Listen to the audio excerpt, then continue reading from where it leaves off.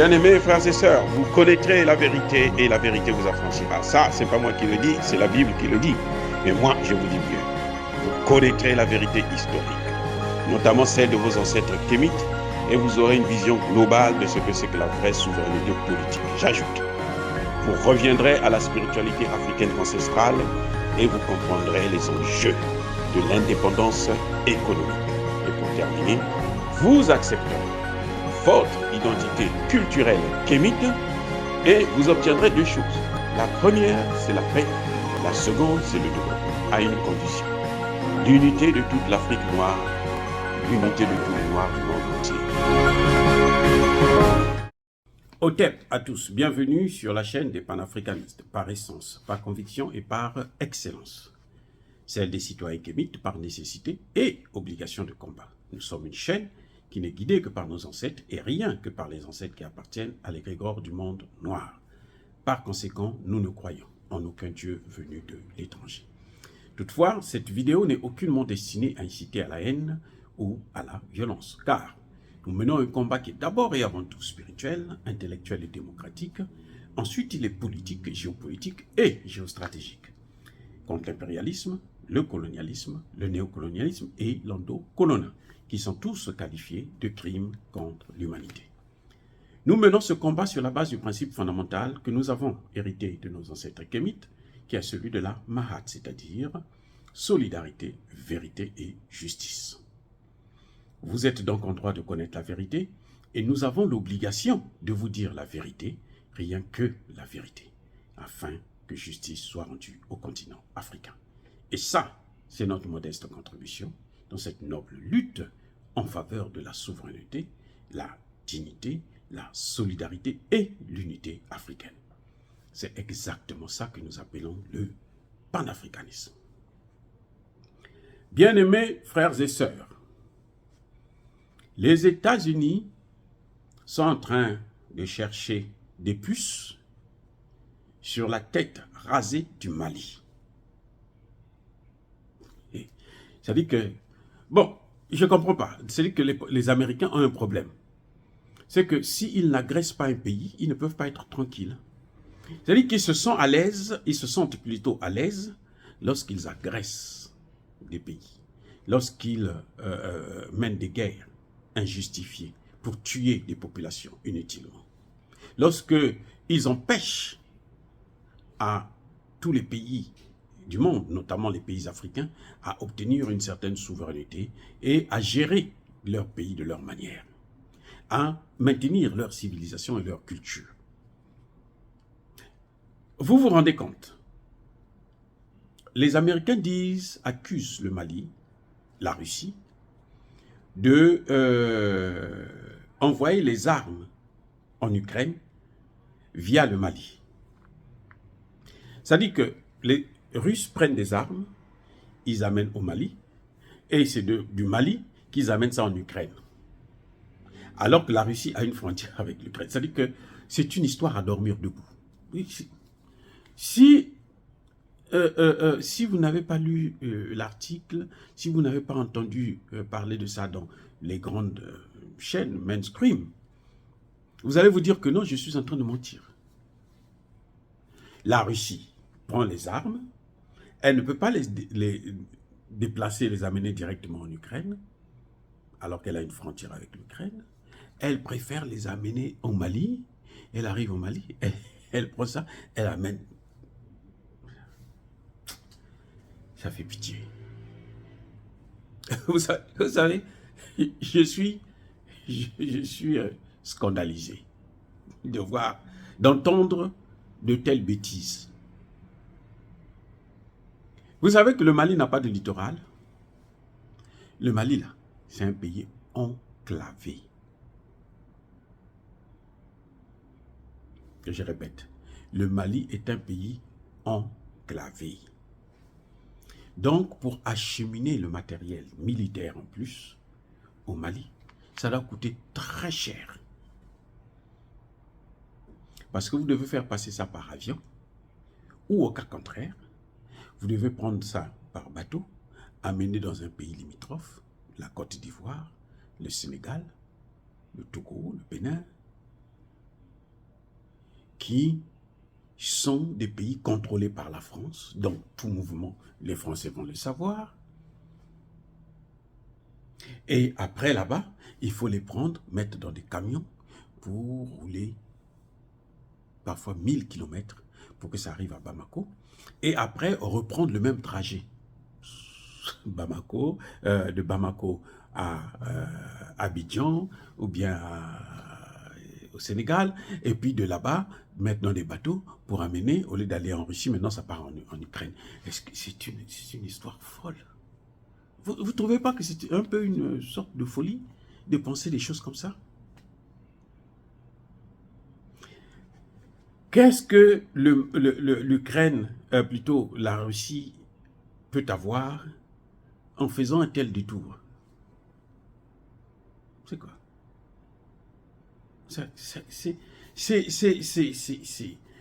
Quand vous voyez comme ça, en fait, après, quand j'ai réfléchi, je dis non, mais ça c'est une folie, c'est pas possible. Mais j'ai compris que, en fait, le problème c'est que les États-Unis sont en train de chercher un prétexte pour faire la guerre au Mali, pour attaquer le Mali, faire ce qu'ils ont fait en Libye là, c'est ce qu'ils veulent faire au Mali. Ce qu'ils ont fait en Irak là, c'est ce qu'ils veulent faire au Mali. La réalité c'est ça. Donc il faut trouver un prétexte. Ce qu'ils oublient, c'est que le monde entier, à moins d'être malade mental, cliniquement fou, pour croire aux théories américaines, qui consistent à accuser des pays et faire la guerre contre ces pays. Toutes les théories américaines sont des mensonges. Le président ment, le ministre des Affaires étrangères ment, ce qu'ils appellent le secrétaire d'État, et tout le reste des diplomates, là, les militaires, les généraux, ce sont tous des menteurs. La seule chose qu'ils cherchent, c'est faire la guerre et tuer des gens, des innocents. Et eux, ils ont l'arme atomique, là, seulement pour montrer, pour détruire les autres pays. Ils n'ont pas l'arme atomique pour se protéger. On appelle ça arme dissuasive. C'est-à-dire que, dissuasive plutôt, c'est-à-dire que quand tu as ça, là, quelqu'un ne peut pas t'attaquer. Il a peur de t'attaquer parce qu'il sait que non, si tu utilises ça, là, ça va faire des dégâts. Mais pour eux, ce n'est pas ça. Pour eux, c'est bon, comme nous avons ça, maintenant, on peut aller tuer les gens n'importe comment. En Irak, écoutez-moi bien, en Irak, les Américains sont allés bombarder l'Irak sur la base d'un mensonge. La première guerre d'Irak, la première guerre américaine en Irak, lorsque l'Irak avait occupé le Koweït, je vous dis d'abord que c'est les Américains qui avaient demandé, ce sont les Américains qui avaient demandé à l'Irak d'envahir le Koweït. Et après, ils ont dit, bon, comme tu as envahi là, maintenant nous on doit te tuer. Ce sont les Américains qui avaient poussé l'Irak à faire la guerre contre l'Iran. Ils sont équipés, comme ils sont en train de faire avec l'Ukraine, ils sont en train d'équiper l'Ukraine et tout. À un moment donné, quand ils vont trouver que l'Ukraine est maintenant très bien équipée, et que, bon, il faut détruire cet arsenal, ils vont trouver un prétexte pour aller faire la guerre en Ukraine. C'est ce que Zelensky ne comprend pas. L'Irak, c'était comme ça. Ce que vous voyez là, entre l'Ukraine et la Russie, là, l'Irak a fait ça contre son frère iranien. L'Irak a fait la guerre pendant 8 ans au moins contre l'Iran.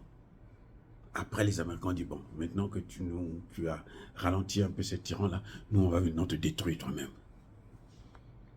Les Américains, la guerre qu'ils ont fait en Irak, là, les deux guerres, ce n'est pas comme vous voyez la Russie qui va bombarder les points stratégiques en Ukraine. Ça fait aussi des civils, des morts parmi les civils, mais ça, ce sont des morts collatérales, ou collatéraux plutôt. Tu vois? Mais les Américains, eux, ils sont à 800 km dans le ciel. Là. Ils envoient des obus. Et vous savez quoi? Ils n'ont pas hésité d'utiliser des bombes avec l'uranium appauvri. Et ils adorent le nucléaire, ces gens-là. Parce qu'on n'a jamais envoyé une bombe nucléaire aux États-Unis. C'est pour ça qu'ils font ça. Le jour qu'ils vont connaître le goût du sang, vous allez voir qu'ils vont arrêter. C'est-à-dire que ils sont en train de chercher un moyen pour faire la guerre contre le Mali. Parce qu'ils ont peur que si le Mali réussit, d'ailleurs, on a vu avec la montée en puissance de l'armée malienne, c'est exactement ce que le Burkina Faso est en train de faire aussi. La montée en puissance de son armée. Et ils se disent, non, ça risque de faire tache d'huile, on risque de les chasser au Niger. Donc, il faut détruire le Mali avant qu'il ne soit trop tard. Parce que ce qui se passe en réalité, c'est quoi? C'est que les terroristes que eux ils alimentent, je vous ai déjà dit dans une de mes vidéos, que le Nigeria devient la base des terroristes. Ceux qui viennent en Mali et au Burkina Faso viennent, sont formés, entretenus, équipés, financés au Niger par l'OTAN. Les Américains, les Français, les Allemands, Anglais et autres. Mais quand ils rentrent dans le territoire malien ou le territoire burkinabé, ils ont maintenant un système d'information avec l'appui des Russes, bien sûr, et qu'ils les détectent et puis on les massacre. Quand on parle de Moura, là, ils disent qu'il y a eu des morts. Moura, on n'a pas tué des civils. Ce sont des terroristes. Et ce sont ces terroristes-là qu'eux, ils sont en train de vouloir protéger. Donc, les terroristes, en ce moment, se plaignent auprès d'eux. Ils disent, non, nous, on ne peut pas continuer à se faire massacrer comme ça. Nous, on ne le veut plus. C'est pour ça qu'ils sont en train de trouver des moyens pour neutraliser l'armée malienne. Ils ont essayé, en passant par l'ONU, ça ne marche pas avec les droits de l'homme et autres, là, tout ça, c'est du pipeau. La justice ne fonctionne pas à travers des satellites. Non, c'est faux. Si quelqu'un vous dit ça, c'est pas... Moi, j'ai étudié le droit aussi. Jusqu'en maîtrise, en master d'ailleurs. Donc, je sais que les preuves, c'est pas avec des drones. Surtout que c'est une partie au conflit. Donc, à partir des drones, ils peuvent inventer, fabriquer des preuves. On ne peut pas mener une enquête sans aller sur le terrain. Vous n'avez jamais entendu que le criminel revient toujours sur son lieu du crime. Mais c'est à cause de ça, parce que quand on mène une enquête, on doit le ramener là. On doit venir là sur le terrain. C'est ça une enquête crédible. Mais vous ne pouvez pas dire non, nous on a des photos satellites. On a des gens, des témoins. Le gouvernement, le premier ministre malien est allé à Moura pour demander aux populations, parler avec les populations. Qu'est-ce qui s'est passé? Je dis non. Ceux que on a tués là, ce sont des terroristes. Et eux, ils savaient que c'était la base des terroristes. Donc, en ce net moment, les terroristes se plaignent. Et il y en a qui sont en train de déposer les armes. Parce qu'ils disent, non, on n'arrive plus. Et c'est la même technique qu'ils ont fait en Côte d'Ivoire. En Côte d'Ivoire, vous savez, ce qui était plus malheureux et frustreux, c'est que Chirac a demandé à des pilotes de l'Europe de l'Est, là, les Ukrainiens et autres, de venir envoyer des obus à la base, sur la base française. Ils ont tué 9 soldats français. Et après, Chirac dit, bon, comme vous avez tué les Français, il dit, ça c'est l'armée ivoirienne. Moi, je vais détruire tous les avions de l'armée ivoirienne parce que Guillaume Soro et ses éléments, financés par Alassane Ouattara, n'arrivaient plus à avancer vers Abidjan à cause des hélicoptères de l'armée, des avions de combat de l'armée ivoirienne. Donc, il fallait trouver un prétexte sur l'armée. Il a sacrifié 9 soldats français. Bon, comme c'est la légion étrangère, c'est pas grave. Ils ont perdu et c'est tout. Mais il a trouvé un prétexte. On l'a arrêté. On a arrêté les 2 pilotes au Togo. Chirac et les autres ont demandé qu'il faut les libérer. On les a libérés. Ils sont repartis. Parce qu'ils étaient en mission. C'est exactement le même schéma qu'il y a actuellement avec le Mali. C'est-à-dire que les terroristes qu'ils envoient aujourd'hui sont à bout de force, sont essoufflés parce qu'on les massacre trop. Donc ils se disent non, non, non, non, non. Il faut que vous trouviez des solutions, sinon nous on ne peut pas continuer à faire votre boulot. Regardez ce qui s'est passé avec l'Afrique du Sud. L'ambassadeur des États-Unis en Afrique du Sud accuse le gouvernement. Un ambassadeur qui accuse le gouvernement. Après, il vient dire non, je m'étais trompé, excusez-moi et tout machin. Et vous savez ce que l'Afrique du Sud n'a même pas pris une sanction contre lui. Il fallait l'expulser au moins. La moindre des choses, c'était de l'expulser. Mais comme Cyril Ramaphosa, c'est leur complice, même s'il est dans l'Afrique du Sud fait partie des BRICS, mais Cyril, c'est un milliardaire qui est dans des problèmes alors très compliqués. Donc, voilà, c'est-à-dire que les États-Unis sont en train d'abuser de leur pouvoir. Et vous savez, chaque fois qu'une puissance abuse de son pouvoir, elle finira toujours par perdre ce pouvoir. Chaque fois qu'une puissance abuse de son pouvoir, ça va durer le temps que ça va durer, mais croyez-moi, tôt ou tard, elle va finir par perdre ce pouvoir. Parce que ce qui se passe, c'est que l'Afrique veut maintenant rentrer dans le nouvel ordre avec les BRICS et la multipolarité. C'est ça le problème. Et les Américains, les Européens, ça les inquiète. Donc, il faut détruire absolument tout l'arsenal militaire que le gouvernement malien a, qui lui permet à la fois de savoir qu'il y a des avions qui traversent son territoire, il y a des terroristes qui sont... Quand ils attaquent là, 5 minutes plus tard, les hélicoptères sont là autour, hein, et puis ils font le travail. Donc ils ne s'en sortent pas. Ils ne s'en sortent pas. Et c'est ça que les Américains veulent reprendre le contrôle de ces pays, y compris par la force, ou encore mettre le chaos comme ils ont fait en Somalie. On met le chaos comme ceux qui sont en train de faire actuellement au Soudan. Voilà. Dire cela, c'est inciter à la haine ou à la violence. Non. Il n'y a pas colère veillant à l'aigle. Encore une fois, je suis plus. Bien-aimés frères et sœurs, je persiste et je signe. Soyez bénis, abondamment bénis par le Dieu des Kémites et par nos ancêtres angélistes. Mais que tous ceux qui persécutent le continent africain le pillent, le déstabilisent. Qu'ils soient noirs, blancs, chinois, arabes, indiens, ou qui qu'ils soient punis, maudits, foudroyés, neutralisés, effacés, écrasés par ce Dieu des Kémites et par nos ancêtres angélisés. Vive l'Afrique éternelle. J'ai dit et j'assume.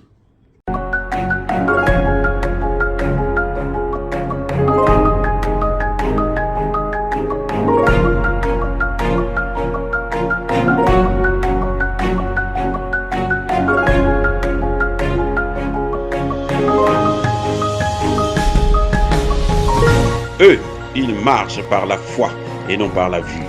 Mais moi, je vous conseille vivement de marcher par la connaissance scientifique et historique, notamment celle de nos ancêtres kémites, par les 5 sens et par l'intelligence.